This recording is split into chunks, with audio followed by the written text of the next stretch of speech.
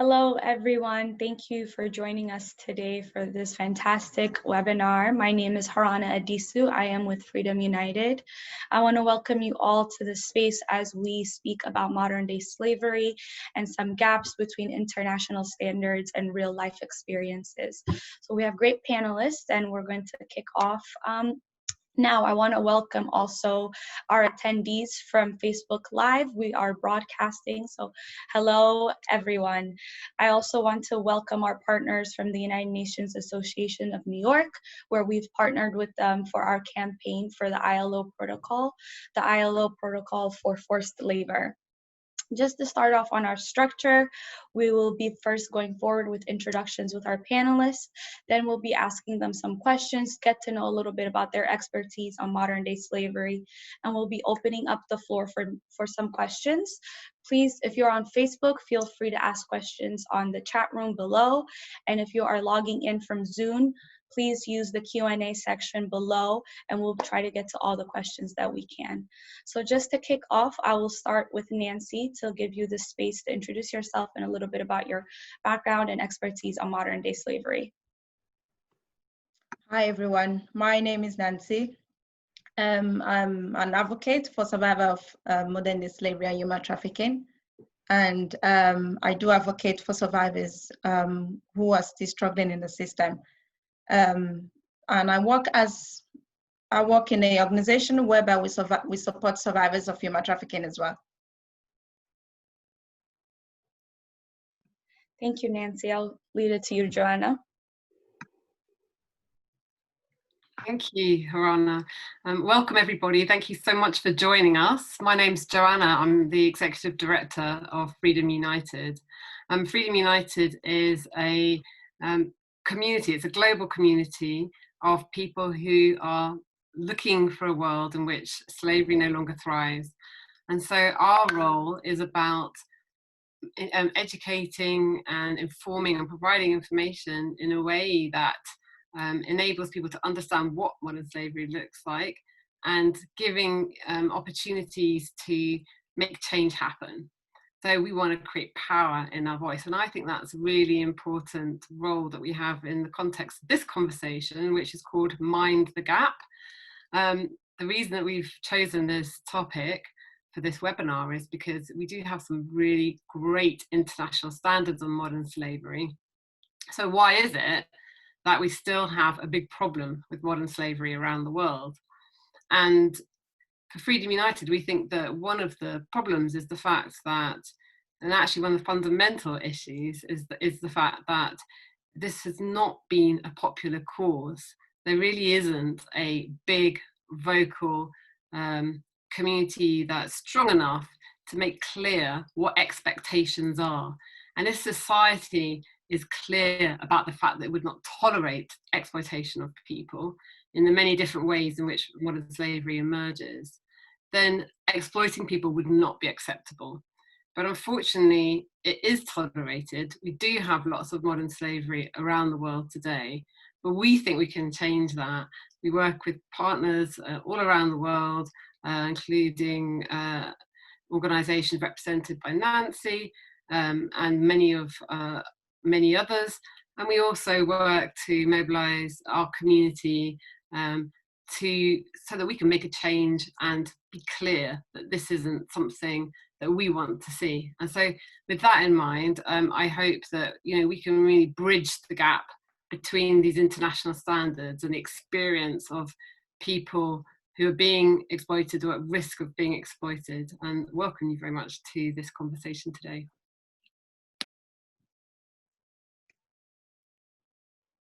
Great. Well, first of all, thank you very much for inviting me to this webinar. It's a very important one.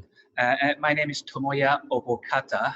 I'm the current United Nations Special Rapporteur on contemporary forms of slavery, including its causes and consequences. And I am a Japanese national, and also teach human rights and international law at Keio University in the United Kingdom. And I have been doing research and consultancy work on modern slavery, particularly human trafficking, for a number of years.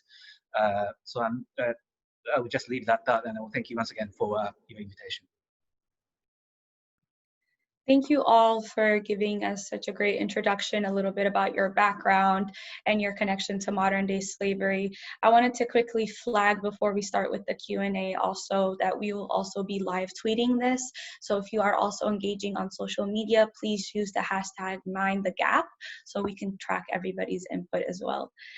So let's start with some of our questions that we have on hand. So the coronavirus has had a huge impact on modern slavery. I mean, we've seen it a lot within our campaigns at Freedom United. With the Special Rapporteur, can you outline for us the impact the virus is having on victims of modern day slavery? Certainly. I am about to submit a report to the Human Rights Council in September on this particular topic, and I've received some information from a wide variety of sources, and there are a number of dimensions to this. And first and foremost, there's a negative impact on those already held in slavery, forced labor, and other slavery practices. This is particularly caused by, for example, shifting of state resources from anti-slavery efforts to fighting the pandemic. And as a result of that, many victims are unable to access protection and remedies traditionally provided by states. And with the combined effect of lockdown, they are suffering from, for example, mental and physical problems, which is of a great concern. And particularly vulnerable groups are obviously women, children, migrant workers, and others who have suffered from discrimination and exploitation in the past. Added dimension to that is that service providers, particularly the civil society organizations, are also not receiving sufficient support, and which in turn means that they are not able to provide against protection and other services to victims. And there's also wider dimensions to COVID-19, one of which obviously is unemployment. And there is a fear, it is a fact that millions of workers have been unemployed as a result of lockdown measures and so on. And there is a growing fear that this is pushing people to more into informal or even illegal economies. And although the situation is still evolving and the facts are still emerging, I think this is definitely a fear. And once again, I'd like to single out children who are particularly vulnerable because of lockdown measures. They are out of schools, and they may be targeted for child labor in different parts of the world, and which is also a great concern to me. And finally, unemployment is a big issue, but on the other side, there are businesses such as those producing or providing essential items such as food, medicines, and medical equipment, which have seen a surge in demand for labor. And it has been argued that this may give incentives to these businesses to exploit vulnerable victims. So these are some of the impacts that I've been hearing and receiving information on. Thank you so much for sharing your expertise on that angle. And I think it's really important, as you mentioned, that many victims of modern day slavery have already been impacted before coronavirus has already come into our society and how we live. So what types of responses have we seen in regards to protecting vulnerable communities to modern slavery? We already know that survivors of modern day slavery do not receive the support that they need already. Nancy, can you share and expand a little bit on this point from your lived experience? What policies are falling short in supporting survivors of modern day slavery? Thank you. You know, this period has made me, I'm a bit surprised why people are surprised that survivors are being on lockdown. So that even surprises me, right? Because as a survivor of human trafficking and modern day slavery, you've been on lockdown for so long, no one is talking about it, right? So COVID-19 is everybody like, oh my God, how are survivors going? We've been on lockdown, so no one is seeing that. I don't understand. It does surprise me that people are surprised, because, you know, We've been on lockdown in so many places, in so many ways, right? That no one has been talking about. So lockdown is here, and you see the government pumping in money into the system. Oh, let's support survivors, please. So I think the government and those who are supporting survivors of modern day slavery, I think they should try and get their priority right and see where survivor really needs the help. If you want me to, I don't know if you want me to expatiate on the ways that survivors have been on lockdown. Yeah. So we see even, not even England. England is one, in the UK, we are on lockdown as survivors of human trafficking. We are locked down on education. We are locked down on employment. We are locked down on in so many ways, if I have to count them. We see even outside the UK, right? We see, which year was, the Libya, the slave thing going on in Libya. This is in 21st century. Like, we are locked down. No one were talking about it. Right? They called for the government to respond. No government was pumping money to say, oh, let's see how we're going to help those people get out of that lockdown. For coronavirus come, you see the government spending money everywhere. Oh, we are trying to help survivors to be safe.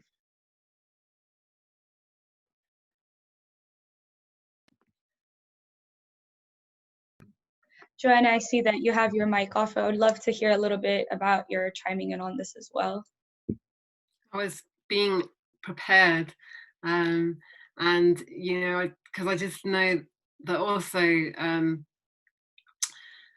it's very challenging, and I think we have one thing that this period of COVID-19 has exposed is the fact that the protections that exist are weak. They are really paper thin weak, and I think that having the challenges of lockdown has really just exposed that and made it clear that even in countries that suggest they have good, strong protection measures in place, actually it's very easy for them to be swept aside, especially because they're not strongly enough enforced, especially at the time of a pandemic.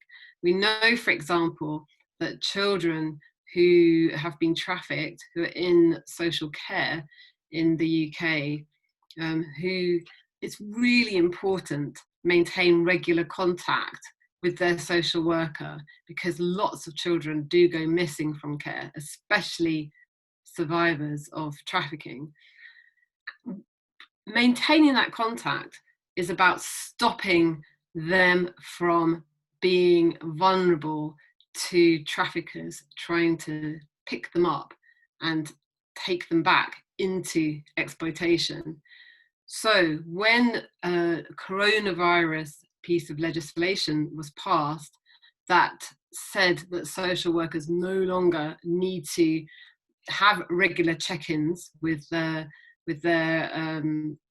charges, the children that they're looking after, then I would expect to see, and of course a lot of the information evidence hasn't come out yet, but I'd expect to see a real spike in the number of children who have gone missing from care. And already, certainly this is a problem that's global. It's not just the UK, but the research that we have seen in the UK shows that the numbers are pretty shocking. There's 1 year where about 28% of potential victims of trafficking were missing from social care. It's important that they are supported and guided. We do have talk about making sure that children have individual advocates, but that is a program that is a bit of a lottery according to where you live, as to whether you get the support you need to navigate the bureaucracy and the institutions that you have to navigate in order to go about your business. So quite clearly, there's just not adequate protection either from being exploited or support to enable you to rebuild your life after you've been through that experience. Thank you.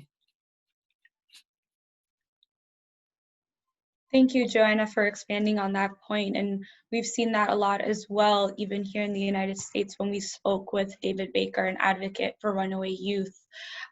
just seeing how the youth have been impacted by resources of being able to access even homeless shelters and that risk that brings to modern day slavery.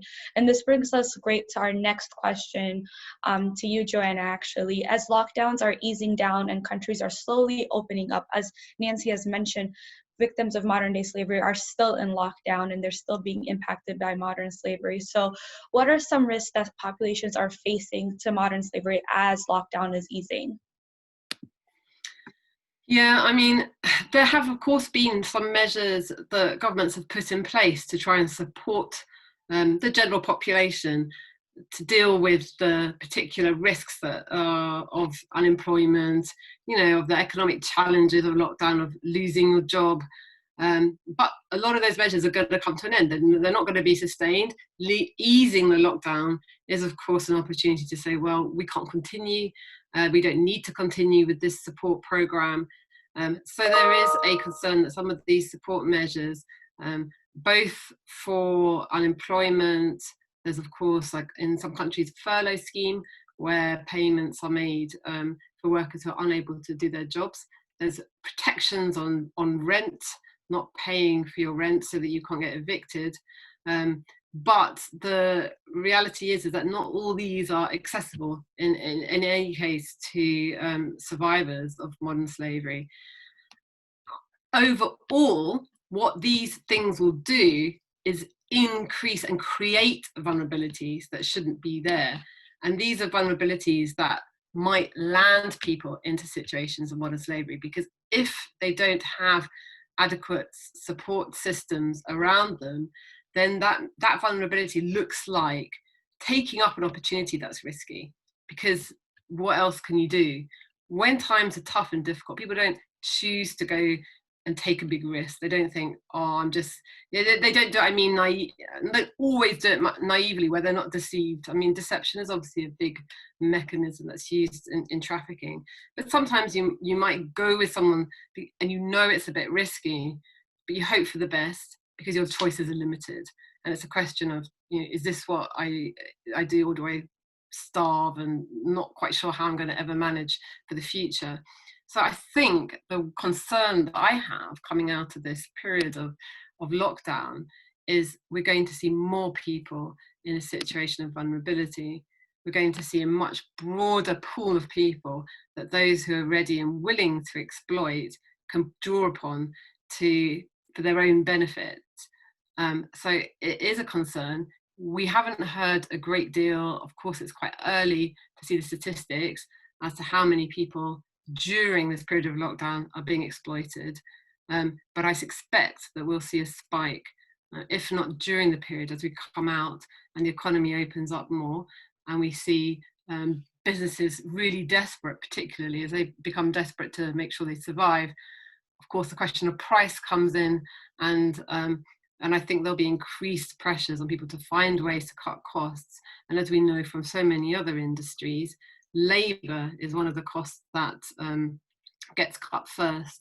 And certainly, although the challenge of coming out of a lockdown is not the only circumstance in which focus on reducing costs creates vulnerability, I think it's an added dimension on top of what's already a pretty weak protection system.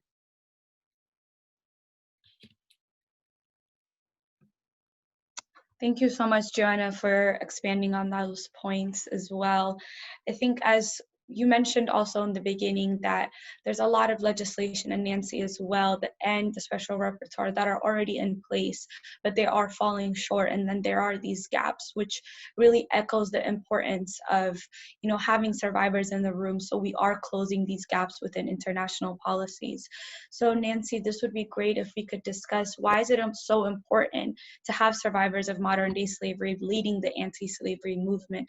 I know you've done some work within your professional capacity and also building coalitions to support survivors, but it would be great if you could expand on those points.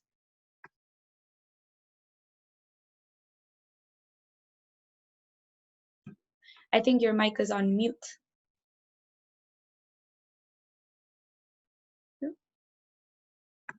See. Yeah, sorry. You're back. Yeah.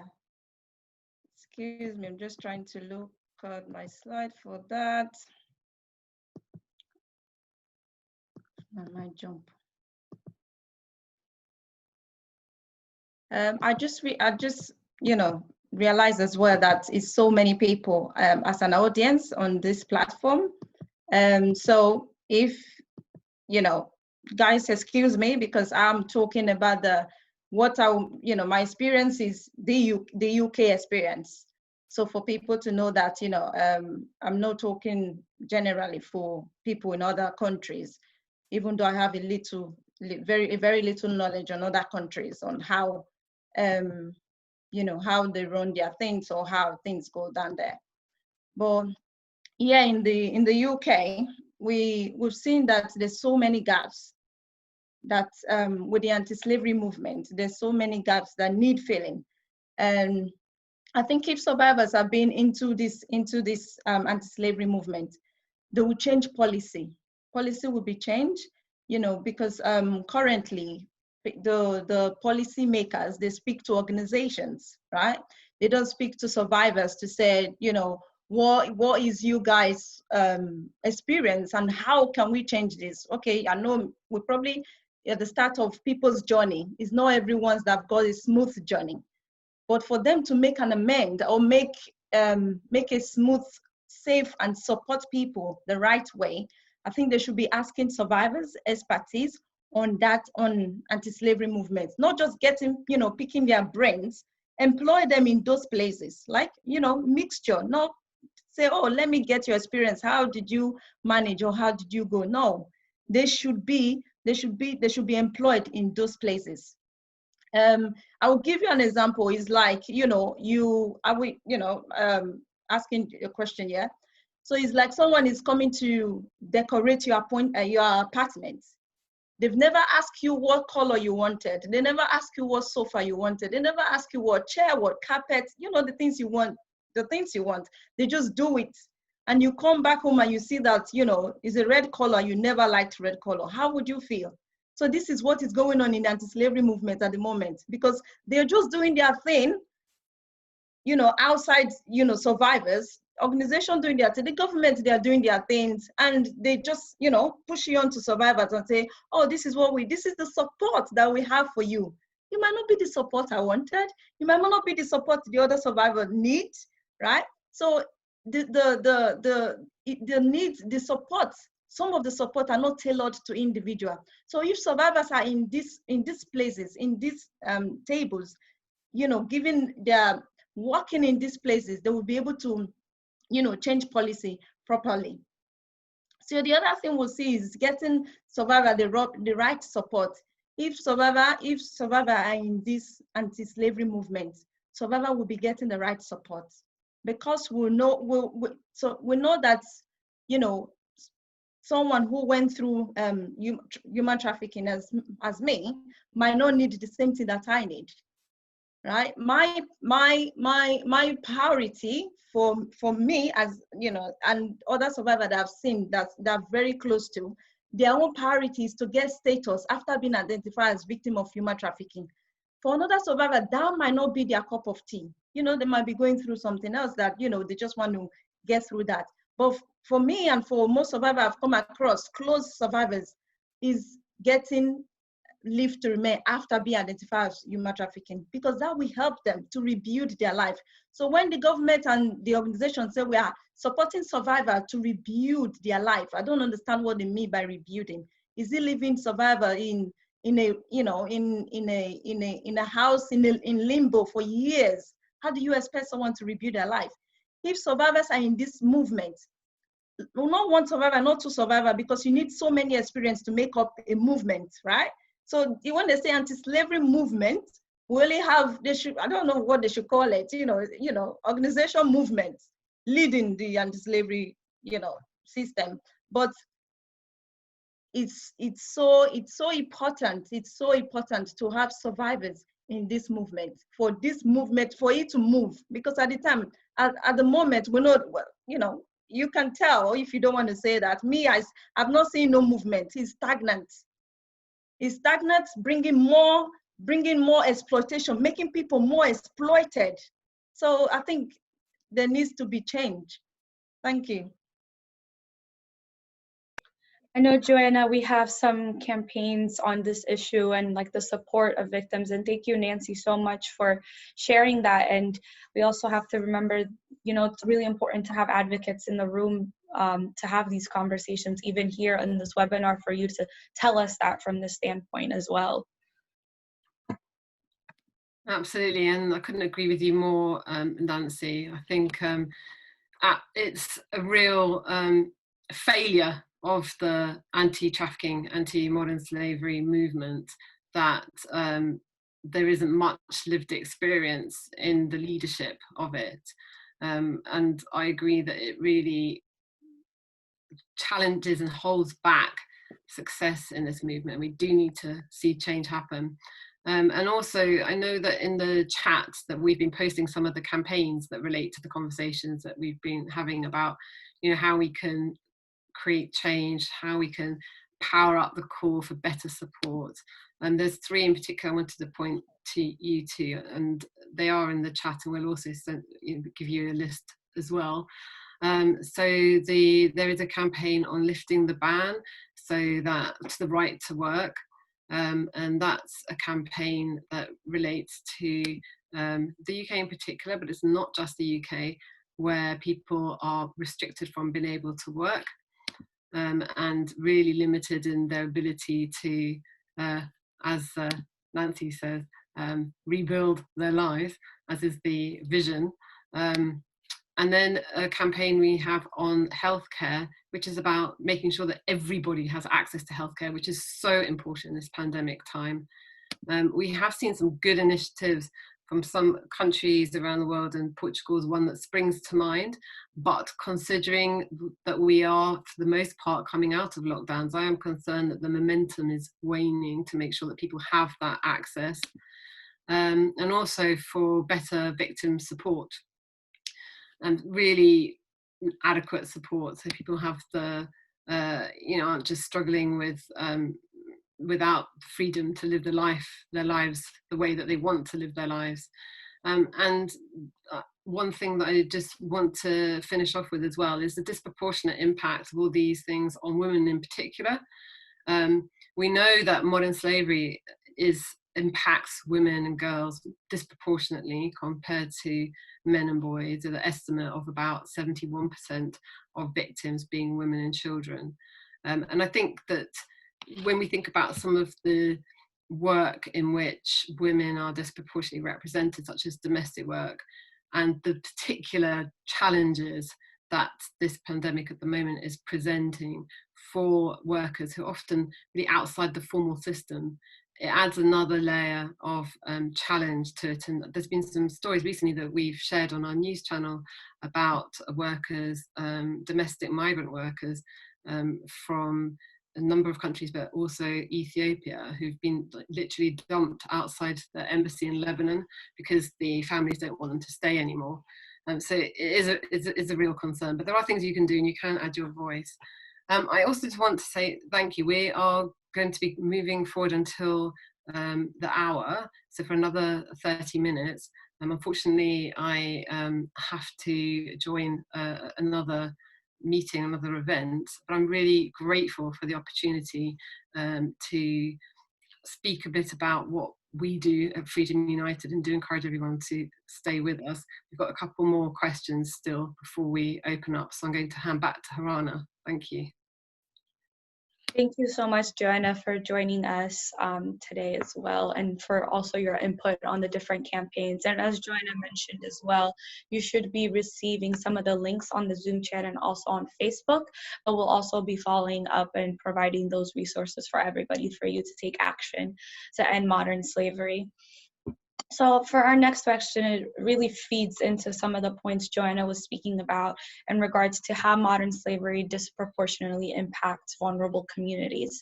So one of the big points that's really important for us to cover is how racial discrimination plays a big role in modern day slavery. It is one of the biggest pillars that perpetuates different forms of modern day slavery. It has been the most visible, as Joanna has mentioned, also with migrant workers, such as domestic workers, farm workers, and the global prison and detention center systems. Could our panelists expand on this point a little bit on how racial discrimination also plays a role within modern day slavery? Would the Special Rapporteur start us off on that? Sorry, certainly. Well, thank you for that. Yes, I do believe that the racism and also xenophobia certainly play a part in marginalization of these belonging to racial or ethnic minority populations, including migrant workers you mentioned. But there's also other people, their own citizens in different parts of the world. They are also suffering from racial discriminations as well that we need to pay attention.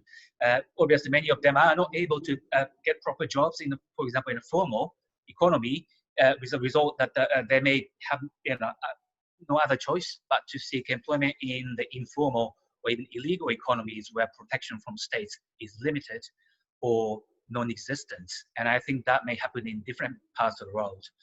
But bigger picture is not just, I think, the race or nationality, because there are other groups such as women, as Joanna mentioned, and there are also young people, older workers, workers with disabilities, and those held in descent-based slavery or scheduled caste, who have faced a number of discriminations which may have made them more vulnerable to slavery, forced labor, and slave-like practices. So I think this keyword is discrimination that affects the different sectors of societies and also different populations. But certainly your point, race and racial discrimination is one of the key factors facilitating this practice, modern slavery, yes, certainly.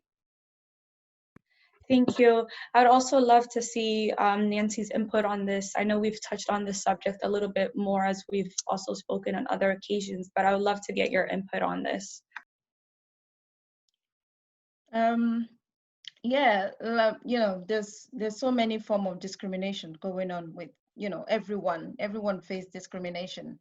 And the ones I've seen in the system as an asylum seeker going through the system, or as a survivor of human trafficking and modern day slavery, trying to, get a status in the UK, I've seen there's so many discrimination on that aspect, in the sense that, people who come, who've been trafficked to this country or who come to get safety in this country, we see that most the ethnic minorities, the Black ethnic minority, are being kept in limbo for so long rather than the other people of color. So I don't understand. To me, I've seen that so many times because I've moved and I've seen people with different color of skin who can, I'm not, the system is about being fair.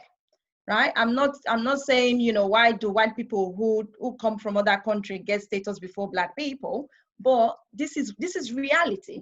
This is reality. I've been in so many houses where, it's someone who comes from different country, but because the person has got white skin and this person can't even speak English. 1 week they've gotten status, they've gone, to live their life. And you imagine the Black ethnic minority, Black group, they wait for limbo for so long. And I can't understand that mathematics if that's not discrimination. Thank you. And this is thank you so much, Nancy, for mentioning this as well. And it's a very timely conversation to have with everything that's happening here, even the United States, but globally, where we see now that racial discrimination is something that we no longer could see as a bystander or something that's happening elsewhere, but something that is perpetuated and systematic and within our systems, and how we're seeing different forms of discrimination, whether it's your gender, race, sexuality, economic status, and also your legal status and your migration status. And it is, you endure a lot more when all of those identities are wrapped within one and you encompass all of them. It's different barriers that you hold yourself as a survivor of modern slavery when you're navigating the system that's already complicated on its own and lacks support. So it's really important to see how, all those sectors are intertwined with one another and they connect very intersectionally and not where it's like separate. So thank you so much for expanding on that point. I know we touched on different levels of change that we could see to end modern day slavery. At Freedom United, we have our different campaigns, and Nancy speaking about her experiences as well and her own work working with advocates and survivors of modern day slavery. But with the Special Rapporteur, I would really like if you could expand why it's really important to have international standards as the ILO Domestic Worker Convention and the ILO Forced Labor Convention, which for both conventions, we do have campaigns to get countries to ratify. So it'd be great to get your input on why is it so important? Why should countries ratify these protocols and conventions? First of all, thank you for that. Yes, I mean, you mentioned some of the key instruments, but there are, as you know, and others in relation to migrant workers and prohibition against slavery under the human rights treaties and so on. And I, do believe these are quite important as they set legally binding rules for states to follow. And so, in a sense, if the states have agreed to abide by these instruments, and they are under obligation to provide protection. In some of the treaties that you mentioned, they are indeed designed to extend the protection obligations. That's why I think it is quite important for states to follow. I mean, those are the international standards. But the challenge there is that the rate of ratification with these treaties are quite low, even at the forced labor protocol and domestic workers convention I looked at, it was only about 20-something ratification of, we have 193 UN member states, and so it's only that about 10%, a little over 10% of the states have committed themselves to protect domestic workers, to protect children, to protect migrant workers, to protect women, and so on. So I think that's a challenge, and that challenge comes from, it is political, yes, but I mean many states do, in a sense, want to be seen as doing something. So signing a treaty, it may be a political gesture, but there's also underlining a deeper rooted issues such as the culture barriers that is actually facilitating this practice on the ground. Although there are, almost every single country has legislation prohibiting slavery, but that doesn't mean that it disappears all of a sudden. If local communities are still practicing it, if the businesses are exploiting this, so I think it is important to, again, transpose the message, the obligation on the ground. So it is not just that, countries' obligations, but also increasingly businesses in the supply chain in Asia and Africa and so on. They also need to pay closer attention to these standards. Thank you. Thank you so much for expanding on those points. And it is true, in order for modern slavery to be eradicated, as you've mentioned, it doesn't land only on international standards, and it's not only on the shoulders of survivors and civil society to eradicate it, but it needs to be all intertwined in the system. As we know, modern day slavery is systematic and is embedded in some systems, as you mentioned, even on the private sector and financially as well. We see a lot of companies and a lot of businesses that invest in modern day slavery and forced labor without properly knowing the influence they have on those markets, as you've mentioned. So it's really important to see the cycle of change and how it falls on everybody's shoulders, including our community, which is one thing at Freedom United we speak about a lot, of having our collective action and voice to eradicate modern day slavery as a collective. So I just want to thank all of you, for our panelists, and also Joanna for joining us as we conclude the panel questions that we have. However, we will be moving forward with our Q&A that we got from our audience from Facebook and from Zoom. So I'll move forward with that now. So our first question is someone that's anonymous, and their first question is, how much of a role do survivors play in informing existing modern day slavery policies? And is there a need for more survivor voices in creation of support and legal protection for victims of trafficking and modern day slavery? So I could start off with the Special Rapporteur to give a little bit of expertise on the areas from within the UN. And Nancy, from your experience as well as being as a survivor, how has the space has been in regards to being an advocate? I forgot to say, I totally agree with what Nancy said earlier about the importance of reflecting the voice of the survivors. And I think that's a very first step for any victim-centered approach is extremely important, not just at the UN level, but especially at the national level. Again, we need to be able to kind of come up with a tailored support. There's different types of victims and needing different types of protection. And in order for them to be able to provide those, then we need to listen to their voice, and that has to be incorporated into the actual policy and practice. And that's why I think it's quite important. So it's instead of being a top-down, authorities saying these are the measures, implement. It is important to have a bottom-up approach. Okay, let's listen to what. Okay, what do you need, as you rightly said, Nancy. And then from that we can work out. Okay, these are potential things that needs to be done. So let's do it. And again, decision-making process is also important. So any decision being made at different local and national level, victims must be part of it. And full stop. I think that's the most effective way to address the needs of the victims and survivors, I think. Sorry, thank you. Nancy, do you want to expand? Do you want to ask the question again? Sorry. No worries. How much of a role do survivors play in informing existing modern-day slavery policy?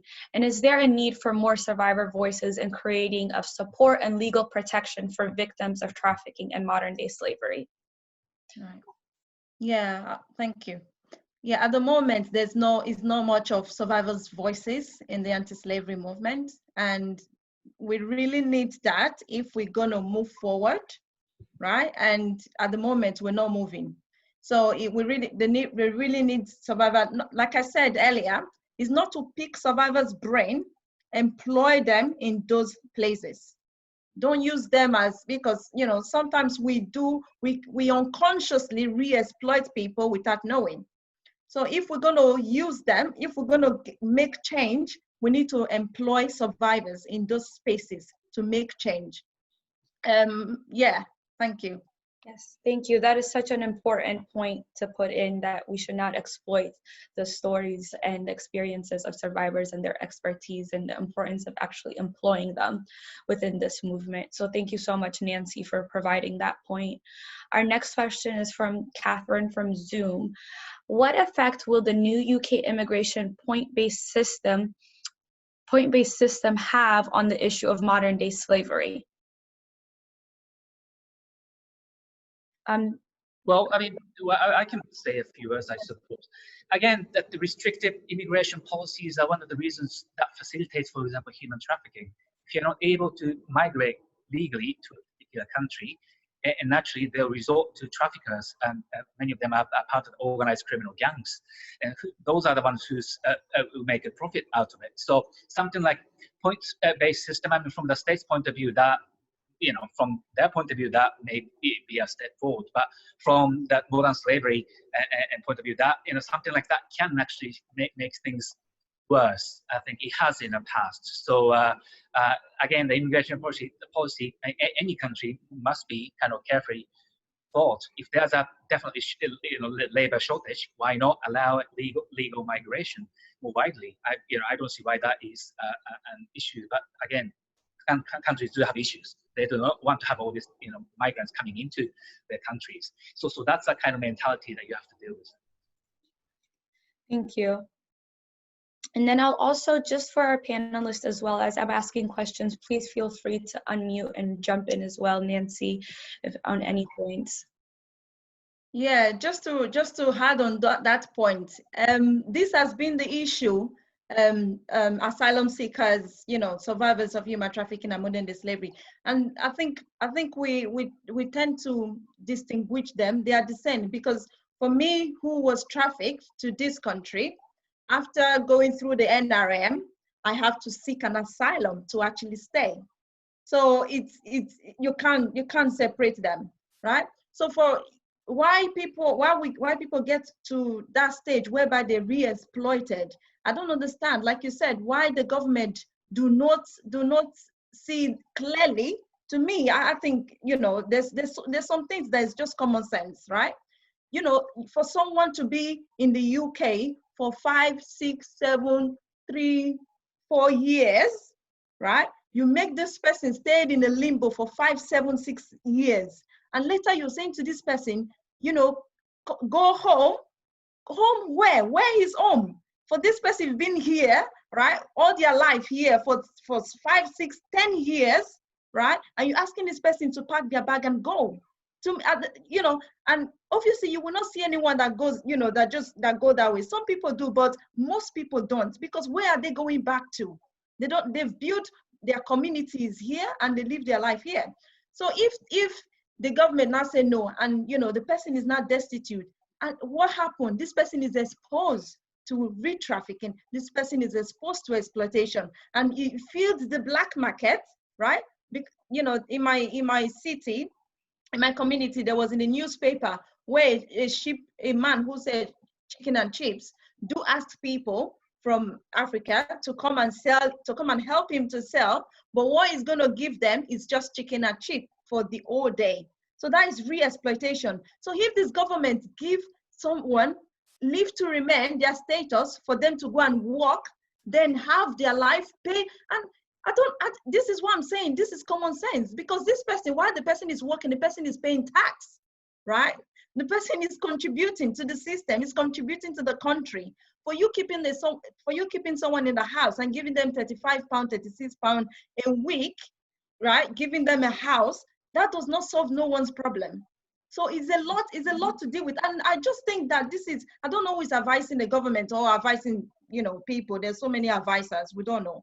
But I think, you know, whoever it is, they should really advise the government to help the economy as well. I know most people say, oh, you know, when you come to our country, you're coming to take jobs, right? For someone to migrate to this country, not in form of trafficking, say someone, you know, come to migrate in this country, they're coming to look for a better life. When I say a better life, they want to work, right? They don't want to sit in the system. They don't want to sit in the system. They want to work and give back to the government. So we see when, this is why it pained me. Sorry, I'm going long at this thing, yeah? This is why it pained me, right? When we see the anti-trafficking movement and the government giving so many money, right? Millions, right? To like, you know, a huge money as well was awarded just of recent in this coronavirus current system to Salvation Army to support survivors, right? This is huge money. Survivors need support, right? But if you give them the status for them to be able to go and rebuild their life, for them to have the freedom, right? Freedom to work, freedom to go education, freedom to do the things that they need to do to support this, the system as well as to support themselves and family. You have, you know, people claiming asylum. A grown-up man with 3 children, you're giving this man £35 and giving the children maybe 20-something pounds. How do you live? How do you live on that? If you give this man status, they will go and get a job and give back to the community and give back to the system. So if they're feeding the black market, I think there's something not clear. There's something fishy that needs to be clarified to us so we can understand. Thank you so much, Nancy. And it goes back to show again why it's so important to have survivors to advocate and for us to respond and create legislation that's not just from the top down, but what's actually needed. As you're saying, it's not about pumping within the system, but what survivors actually need, which is true freedom and ability to work and build a life. So thank you so much for that point. Our next question comes from Andrew. And he's asking, how far away are countries from Western countries achieving the UN Sustainable Development Goals 8.7, which is tackling modern day slavery? And how feasible is it for countries like the UK to lead the way to fight to end modern day slavery and forced labor? The Special Rapporteur, do you want to expand on this point? Of course, SDG, Sustainable Development Goal 8 and particular target 8.7, which relates to elimination of slavery and forced labor and human trafficking. How far are we? The goal is to eliminate these practices by 2030, and that's a kind of grand goal. But in particular, there's the provision also states to end all forms of child labor by 2025, which is only about 5 years ahead. I've seen some improvements. I mean, I think it is important to recognize. I'm not just talking about the UK or in particular, but I'm just talking about the countries in general. There are certain countries who have kind of signed up to this so-called 8.7 initiative and trying to improve in those countries. But on the other hand, I mean, given the number of like 40 million people in forced labor in a given year, I mean, that tells you that, I mean, there's a long way to go, I think, in that regard. And what UK can do, or like any countries, I mean, I think it's one of those, again, particularly those countries who are able to, economically well-off or developed countries must be supporting others in order to address the causes of modern slavery, including human trafficking, and so on.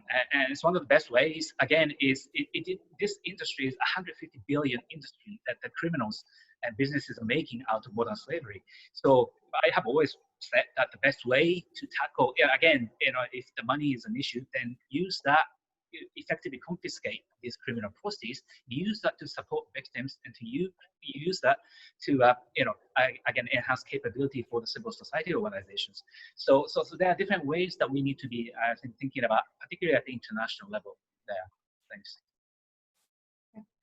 And I know also with countries that are trying to tackle modern day slavery, there are different methods like Delta 8.7, where you could be a pathfinding country, and you could see some countries who are taking mechanisms to tackle modern day slavery, including one of the calls to action for Delta 8.7 is to ratify the Forced Labor Protocol, which we are campaigning with the United Nations Association of New York. But as mentioned earlier, that's one step of eradicating a big issue that is also systematic.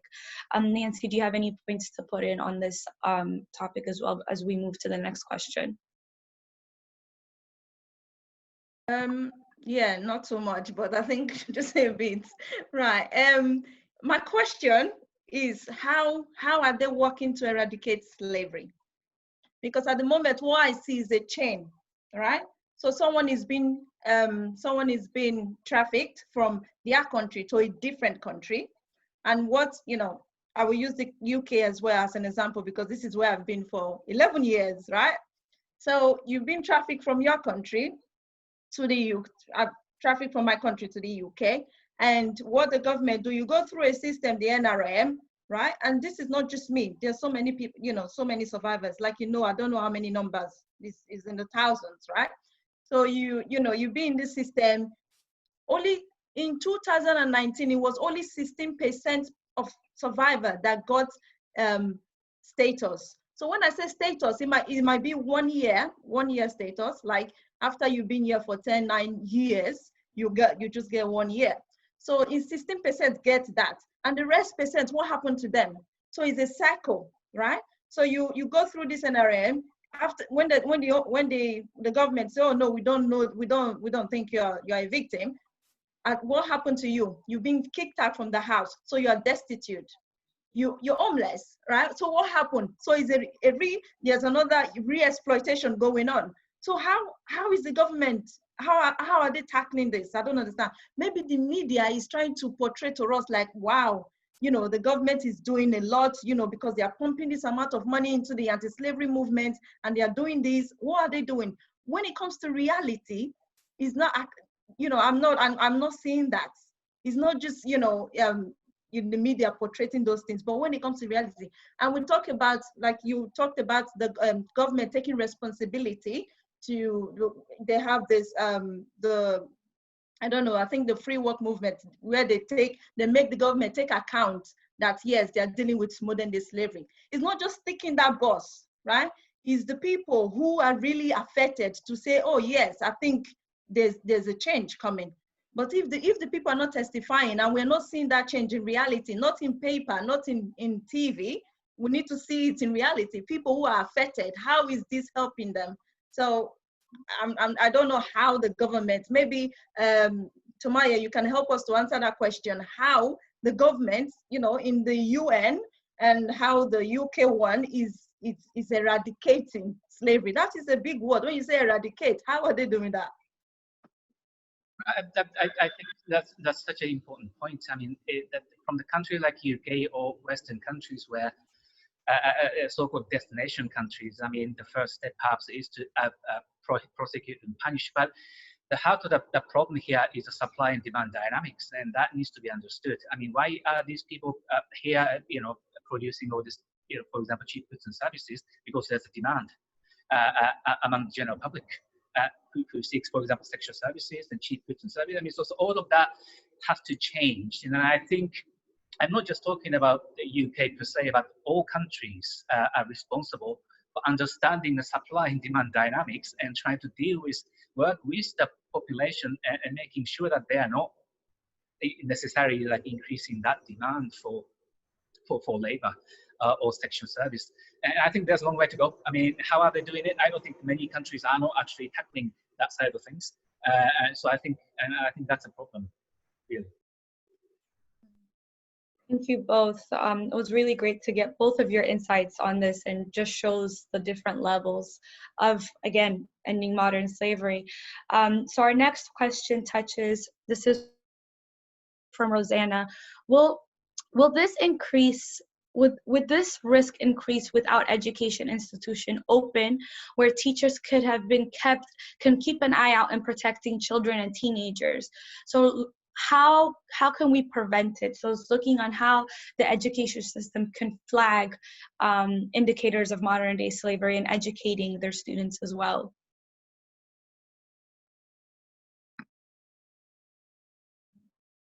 Either of you could jump in at any moment. Right, yeah, sorry. No worries. In the educational system, I think this is, because at the moment, I don't know, in the UK, they don't have a specific course or a degree that deals with anti-trafficking, trafficking and modern slavery in the grassroots level, for people to really understand, like, what is going on, what is the sign, what to look for, what not to look for. I was presenting in the college in my community, was it last year? And it was amazing. It amazed me how most of the students have no clue what is human trafficking or what is modern day slavery. So it's something that needs to go into our educational system from a very young age, from very young age, for people to know that. Or if we don't have it at the grassroots level, I'm not saying they should go and do, because these people, when they do something, they start from the top before they come down. They need to start from bottom, right? They should start from the bottom and then work their way up. I think they should have a grassroots educational system where people learn about these things and know about these things, are aware and educate themselves. Thank you. And also for some resources on educational materials, we at Freedom United, if you go on our website, we have a tab called Learn, where you could also have access to to learn a little bit more of the different ways of modern day slavery, the different sectors, domestic servitude, forced marriage. So everybody has clear access of what modern day slavery looks like. So as we're coming to a close, I'll ask one more question from Victor from Facebook. And his question is, the post-pandemic period will be very dangerous than the pandemic itself. How are we prepared for this? I think that's an important question. I mean, prepared to prevent modern slavery. I mean, I think that's the important question for all countries. What are they going to do with the consequences of pandemic, unemployment, and again, surge in certain sectors? And that's why it is extremely important to be able to protect workers so that they do not fall into the hands of exploiters, including organized criminal gangs who are exploited not just in the regular sectors, but also in criminal exploitation. Many of the children from Vietnam in this country are, for example, exploited in cannabis production, and that happens in different parts of the world. So that's important. And then also, as highlighted earlier by the panelists, Nancy and so on, it's about the protection. I mean, so how are they going to keep, identifying and protecting the victims who are already caught, in slavery, forced labor, and other slave-like practices? And I think that's also important. Again, the shifting of resources would make it quite difficult, particularly for the developing countries in the South. So how are they going to find money to provide, for example, like income support and to provide protection. I mean, I think that's a challenge. So once again, my answer to that is other countries like UK, United States, and Europe, they ought to be helping. It is an international responsibility, and international cooperation is an international obligation under the Human Rights Treaty. So that means, and all of these countries must be able to help each other to, again, particularly provide assistance to those in need. I think that needs to happen, and also that responsibility of international financial institutions such as World Bank and IMF. Sometimes their policy may, have an impact on what happens on the ground. So they have to be quite conscious of their policies to making sure that they're helping those countries to secure a job, to be out of this slavery, so that they can have rehabilitation, education, vocational training in the future. So all of these international actors must work together, I think. Thank you so much. Nancy, do you want to chime in a little bit before we close on this question? Perfect.